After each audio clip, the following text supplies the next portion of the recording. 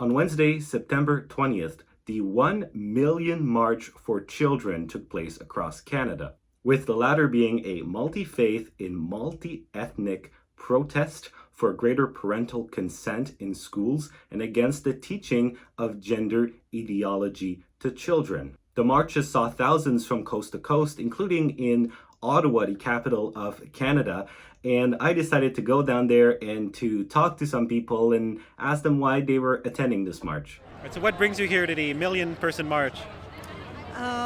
It's been very upsetting how schools have been teaching the ideology of the LGBT community. Having said that, doesn't mean that we are against the LGBT community. We support their rights. We believe in the freedom of everyone to express themselves and live the way they want. What we are here against is teaching the ideology of the LGBT in schools. That's why I have this sign. You have your freedom of practice, of life, but please don't impose it on me, and do not turn schools to a place where certain agendas get dictated on children. Even if there are trans children, of course we understand their rights, but still we do not want the other children to be emotionally suffering from being exposed all the time to this kind of indoctrination. Well, I think it's obvious, right? I think that the government has overstepped boundaries. They never asked us if we wanted our children sexualized or, through this indoctrination, and we're here to say no.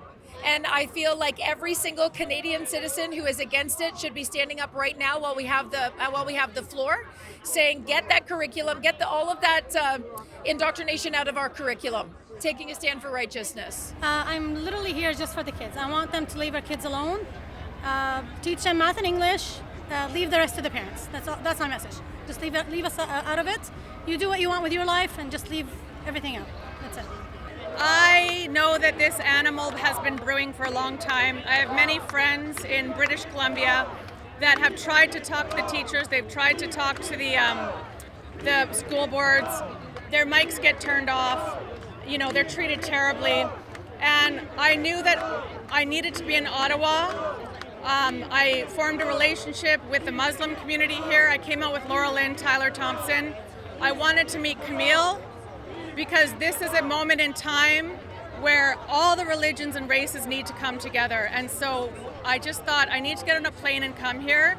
And I'm so glad I did, because the love between all the different nationalities and races is overwhelming.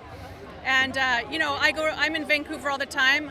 I just thought, let's go to Ottawa and see what happens. I also had the opportunity to speak to one of the organizers of the million-person march, Kamel El-Cheikh.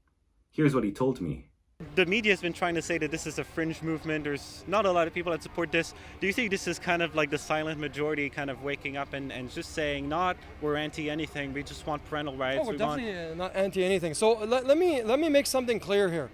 When you're uncertain about something, usually it's considered taboo. Oh my God, what's the motives? What are these guys about? It's very simple. This movement came together organically because families are upset.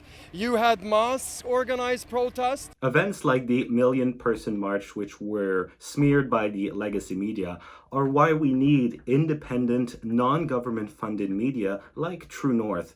If you support our independent journalism, then please visit donate.tnc.news. In Ottawa, for True North, I'm Elie Cantin-Nantel.